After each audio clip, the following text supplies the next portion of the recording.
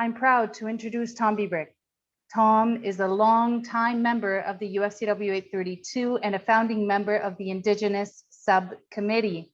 Tom joins us from Treaty 1 territory and Métis homeland.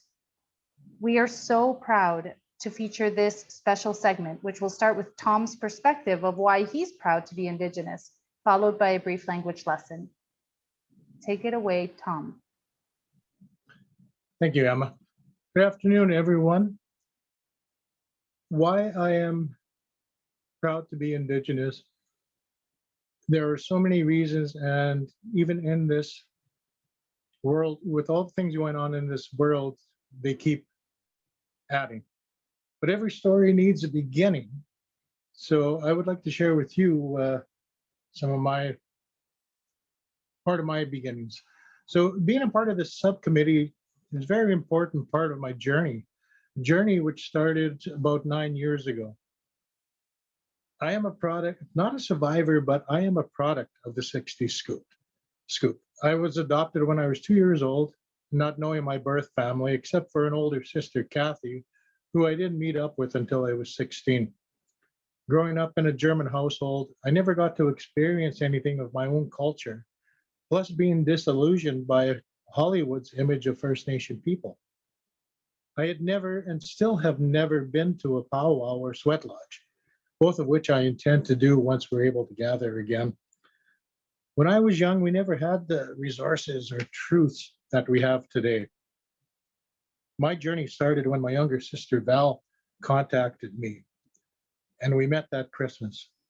Along with Val and her kids, I was able to spend some time with our birth mother, Lillian, where I learned a bit of our family, hereditary, and also that I had another sister, a younger sister, Cheryl.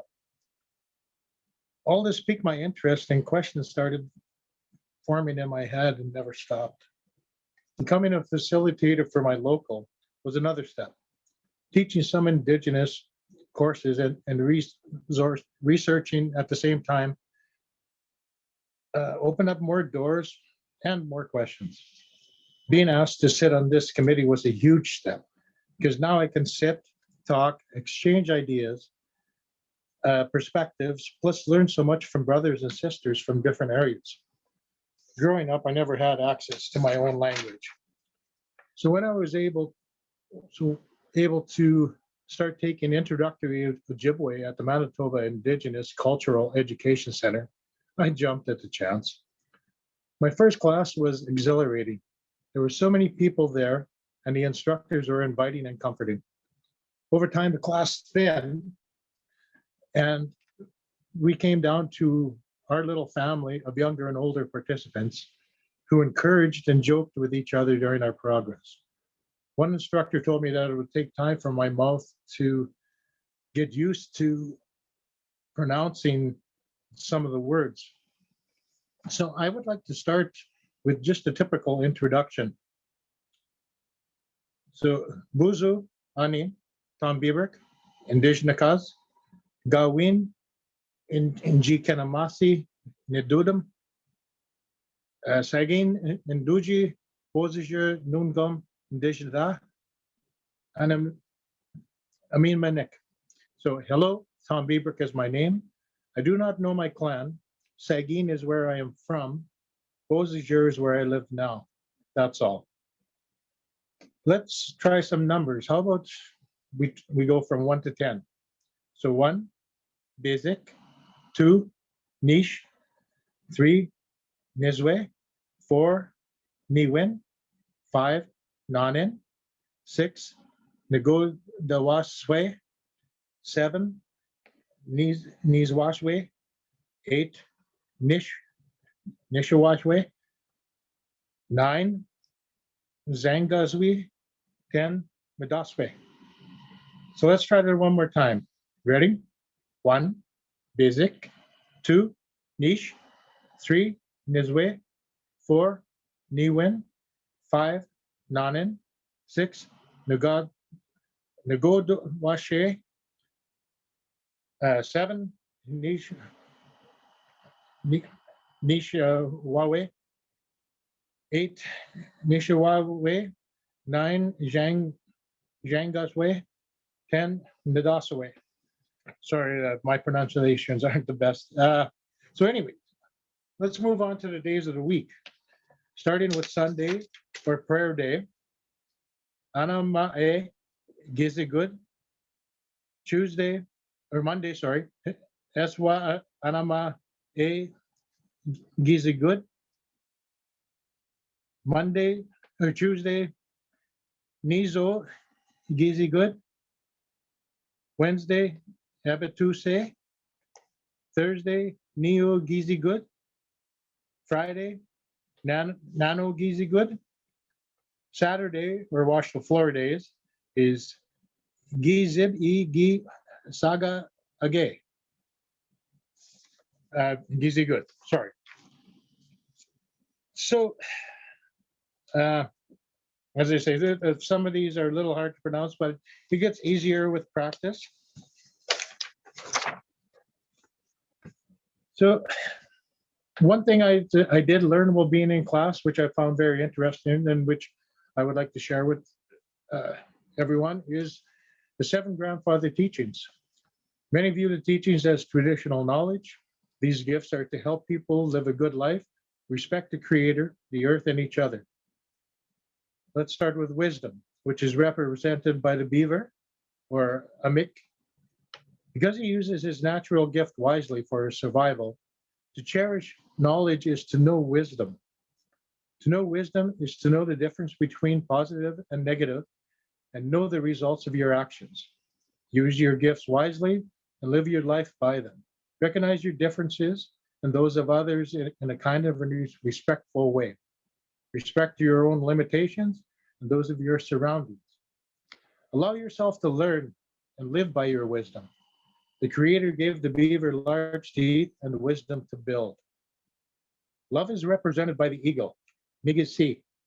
Because he has the strength to carry all the teachings, the eagle has the ability to fly highest and closest to the Creator and is able to see all the ways of beings from great distances.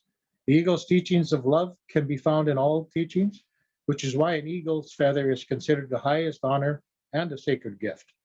To know love is to know peace. Love must be unconditional.